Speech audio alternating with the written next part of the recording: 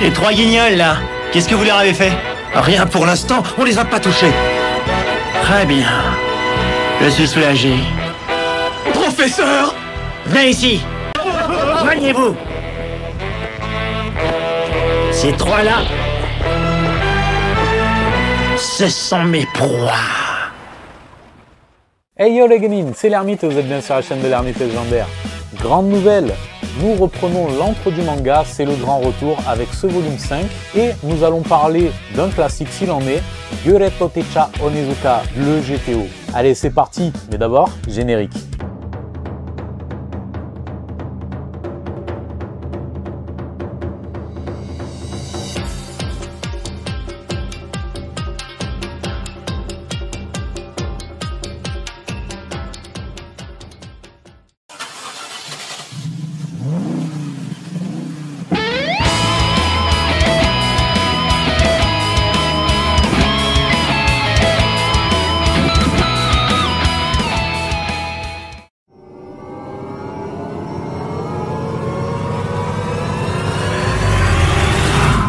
Commençons par l'auteur, Toru Fujisawa, né le 12 janvier 1967 à Hokkaido. Son plus grand succès, Gyureto Techa Onizuka. Une licence qui a eu droit à ses préquels avec Bad Company et Young GTO, sortis avant Great Teacher Onizuka d'ailleurs, mais également à ses séquelles comme GTO Shonan 14 Days et Paradise Lost, qui se déroulent respectivement pendant et après GTO. Il y a également le one-shot Gyureto Transporter Ryuji, centré sur le meilleur ami de notre héros. Fujisawa a par la suite publié d'autres séries sans rapport avec le plus célèbre professeur du Japon. Exception faite de Inohead Gargoyle, car c'est un spin-off en 5 tomes sur un ami d'Onizuka, un ancien loupard nommé Seijima qui s'est reconverti dans la police. En revanche, nous avons d'autres séries courtes, faute de succès, sans lien avec le Great Teacher. Prenons Rose Hip Rose et Rose Hip Zero, un spin-off, Toko et Toko Zero, qui est également un spin-off, Kamen Teacher et Kamen Teacher Black, toujours un spin-off, Reverend D, et pour finir, Shonan 7, qui se situe dans le même univers que GTO. Pour en revenir à son plus grand succès, GTO s'est vu prépublié dans le Weekly Shonen Magazine en 1997. Il est arrivé en France en février 2001 chez Pika Éditions. La série comporte pas moins de 25 tomes et s'est clôturée le 22 avril 2003 au Japon. L'œuvre fut notamment adaptée avec un animé qui compte pas moins de 43 épisodes. Ces derniers reprennent l'histoire jusqu'au tome 14 environ du manga. Un animé qui est arrivé en France en 2004 sur Canal+. Un film live action a également vu le jour, mais je ne l'ai pas vu donc je ne pourrais pas juger.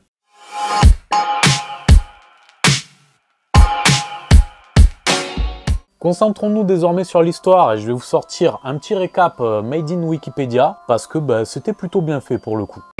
Onizuka Ekichi, 22 ans, prune, bien le bonjour. Ekichi Onizuka, 22 ans, célibataire et libre comme l'air, est un jeune professeur au passé douteux qui est nommé pour son premier poste dans une classe difficile. Il montre rapidement une vision de l'enseignement totalement décalée avec les pratiques habituelles. Sans déconner, au lieu de se prendre la tête avec leur future carrière, ils ont vraiment intérêt à profiter du temps qu'ils passent ici pour se faire un max d'amis. C'est plus important que tout le reste, non? Ses réactions anticonformistes et directes, souvent humoristiques, sont l'axe central de cette série. Il va évoluer avec cette classe dont la spécialité est de faire craquer moralement leurs professeurs. Pour ce faire, il va tenter de les rallier peu à peu à sa cause. Voilà, c'est concis, ça me plaît bien, il manque 2-3 petites choses, mais on va en parler un petit peu plus tard. Les personnages, ils sont assez nombreux, et leur background est très développé, surtout concernant les élèves de la 3e 4. Si l'on se focalise sur l'équipe pédagogique, nous avons les profs, avec notre héros en tête, bien entendu. Onizuka Ekichi, professeur d'éducation civique. Asusa Fuyutsuki, professeur de japonais et love interest du héros. Il y a bien d'autres professeurs comme Teshigawara, Fukuroda ou Sakurai. Mais bon, la vidéo va durer 3 heures après, donc on va faire un peu l'impasse. On conclura l'équipe pédagogique avec Ryoko Sakurai, la secrétaire générale de l'école, qui a engagé Onizuka et qui a un lourd passé, dans le manga du moins. Et pour finir, mon chouchou, le sous-directeur Hiroshi Uchiyamada, ennemi juré d'Onizuka et amoureux de sa voiture, une Cresta blanche. Ça doit en faire sourire plus d'un, j'imagine. Passons désormais aux élèves. Bordel, il y en a beaucoup. Mais bon, pour simplifier, disons qu'il y a 2 factions. Ceux qui se sont laissés convaincre par les techniques pédagogiques d'Onizuka et donc qui vont l'épauler jusqu'au bout, et ceux qui vont tenter à tout prix de le faire virer. Voici quelques pépites avec Noboru Yoshikawa, l'un des premiers à être littéralement sauvé par Onizuka puisqu'il a tenté de se jeter du haut du toit de l'école. Rien que ça. Kunio Murai, Lui aussi, c'est un spécimen et c'est vraiment le comic relief de la série. Toutes les scènes qu'il inclut sont vraiment à mourir de rire. Nous avons également Urumi Kanzaki, jeune prodige qui va en faire voir des vertes et des pas mûres à notre professeur préféré. Tomoko Nomura, ou Tomoko Shon comme elle est souvent appelée, bon, elle, ce qui la caractérise, c'est qu'elle a vraiment... on va dire qu'elle respire bien. Mais elle va révéler des talents d'actrice et ça va donner lieu à certains épisodes assez cultes. Et nous avons également Kikuchi, qui lui est un petit génie également. C'est moins prononcé que Kanzaki, mais il va réussir à faire douter un petit peu notre professeur au début. Hein. Voilà, pour moi, très clairement, ces élèves font partie des plus drôles de la série. Côté saloperie, on retrouve Miyabi Aizawa. C'est vraiment la grande méchante, on va dire. Elle, jusqu'au bout, elle va tenter à tout prix de le faire renvoyer. Et ça va être très compliqué pour Ekichi de s'en sortir. Nous avons Anko Uehara, hein, qui elle a une histoire très particulière, puisqu'elle faisait partie des tortionnaires de Yoshikawa. Et en fait, ça cachait quelque chose de plus profond. Nous avons également Mayu Wakui, dans le manga uniquement du moins pour celui-ci, puisqu'il est le petit-fils de la secrétaire générale Sakurai. L'anime s'arrête juste avant son apparition, à mon plus grand désespoir, parce que très clairement, on arrivait à ce que j'appelle l'épisode du bras de fer, et là, c'était quelque chose de cultissime. Côté personnage extérieur à l'école, il faut surtout retenir Ryuji Danma, le meilleur ami d'Ekichi, Nagisa, sa petite amie, Ekichi s'amuse à draguer d'ailleurs hein, pour faire péter des câbles à Ryuji, Sejima, dont j'ai parlé un peu plus tôt, qui est donc un voyou devenu flic et qui reste un escroc vraiment marrant. Julia Murai, la mère de Kunio, est également au centre de passages hilarants, surtout quand Onizuka se met en tête d'obtenir un rencard avec elle. Pour finir, Ichiro Okinoshima, agent artistique de Komoko, est un petit peu le souffre-douleur d'Onizuka lorsqu'ils se croisent.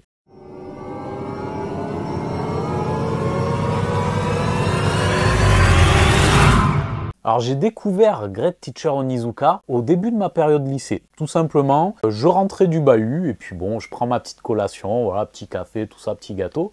Et je zappe un peu à la télé, TNT, vous connaissez quoi. C'était les horaires canal en clair. Donc je zappe et puis je tombe sur un animé. Je me dis tiens, bon, qu'est-ce que c'est? Je regarde d'un peu plus près. Je vois que c'est GTO et j'en ai entendu parler, mais sans trop savoir ce que c'était. Vous savez, c'est fréquent, hein, vous entendez parler d'un manga, d'un animé, mais puis bon, vous l'avez jamais vu. Vous savez pas trop de quoi ça parle, mais dans votre tête, vous vous dites, bon, ça doit être naze, quoi.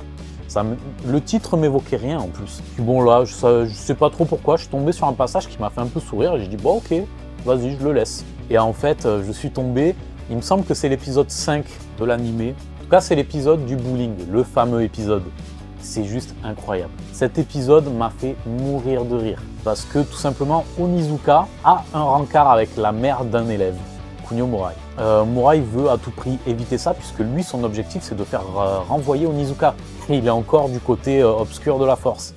Et c'est n'importe quoi, ça donne des scènes incroyables puisqu'ils se mettent dans des situations pas possibles. Il y a des parodies d'autres mangas. On voit Ekichi qui nous fait une parodie de Hokuto no Ken ou de Doraemon. C'est juste incroyable. Franchement, j'étais plié en deux du début à la fin. Puis voilà, je me suis rendu compte qu'il y avait tout ce que j'aime dans cet animé, c'est-à-dire humour, blague salace, baston, et puis des petits moments où ça pose une petite morale des familles un petit peu sympa, sans que ce soit trop niais. Voilà, bon, comme je vous ai dit, les fameux passages avec Kenshiro et Doraemon, ainsi que la course-poursuite en Cresta, sont d'anthologie, les vrais le savent. Enfin voilà, résultat, j'étais mordu, et puis j'ai dévoré les 25 tomes sur mes heures de pause à Carrefour, quand j'étais au bahut. Voilà, j'ai éclaté la série, totalement.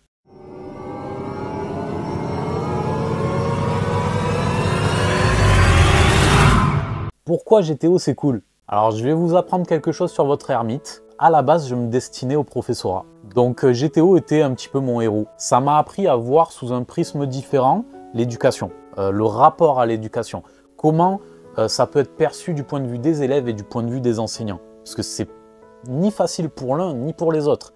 Les élèves se sentent toujours un petit peu harcelés par les profs parce que eh vas-y t'es nul, et vas-y toi t'arriveras à rien, et tiens bouffe des exos, des contrôles, des machins. L'éducation ça peut avoir quelque chose de rabaissant et de destructeur pour les élèves. Mais si vous tombez sur le bon prof, le prof qui vous donne envie d'apprendre, il y en a quelques-uns comme ça, des pépites. Ben, parfois vous attendez ce cours avec impatience, c'est votre petit bonbon de la journée. Vous êtes là, c'est trop bien quoi. Tu te régales, tu es content d'être là. Et en fait, c'est ce qui te donne envie. Moi, c'est ça que je voulais, c'était arriver à transmettre cette passion. J'espère y arriver quelque peu à travers ces vidéos, à vous transmettre un petit peu mon amour pour le manga. C'est un peu un exutoire pour moi. Ça me fait vraiment plaisir de partager ça avec vous. L'œuvre de Fujisawa m'a permis d'acquérir un recul et une ouverture d'esprit sur la vie. Il y a toujours plusieurs façons d'affronter un problème. Il faut surtout et avant tout croire en soi. Trouver ce qu'on aime et s'y accrocher. Sur un plan moins cucu, un autre détail sur le héros cette fois, et qui n'est pas précisé dans le synopsis, c'est que Onizuka est un puceau de 22 ans. Rien de honteux, hein, mais cela accentue le côté pervers de notre enseignant. Et j'ai toujours été très fan de ce type de personnage. Kame Sennin, Jiraiya, Aposai, Ryo Saeba, Sanji, la liste est longue. Mais c'est très clairement, et avouez-le, les persos qui nous font le plus marrer. Et quand tu démarres un manga dont le leitmotiv du héros c'est de devenir prof pour avoir une épouse de 16 ans quand il en aura 40, c'est juste incroyable. Son esprit tordu, sa malice, mais aussi sa vertu, car oui, il aurait parfois pu profiter de certaines demoiselles, hein, mais il est bien trop noble pour cela. C'est avant tout un homme bon, Eikichi Onizuka, un ami fidèle et un redresseur de tort. Son côté bagarreur invincible, ancien loupard, ceinture noire 2e dan de karaté, rappelons-le, ça aide, fait de lui un parfait anti-héros, et c'est pour toutes ces raisons que j'aime profondément ce manga. Et voilà les Genin, c'est la fin, j'espère que vous avez kiffé cette petite présentation d'un manga qui fait partie de mes chouchous. C'est l'un de mes souvenirs d'adolescence que je chéris le plus. J'aime ce manga du plus profond de mon être. Il a de nombreuses déclinaisons que j'ai pas encore lues et que j'ai très hâte de lire, j'ai très hâte de m'y coller. Et puis pourquoi pas vous proposer des suites sur Young GTO, sur 14 Shonen Days, sur Paradise Lost et j'en passe. Voilà. Je vous dis à la prochaine, les petits pouces en l'air, abonnez-vous, likez, partagez, soutenez votre ermite. Dites-moi en commentaire si vous avez aimé cette vidéo, si vous estimez que vous auriez aimé entendre parler d'autres choses, s'il y a des choses que j'aurais pu rajouter. Donnez-moi vos propres souvenirs également sur ce manga, je suis très curieux de lire ça et de partager ça avec vous. Voilà, je vous dis à la prochaine, prenez soin de vous, soyez curieux, construisons notre légende. Ciao.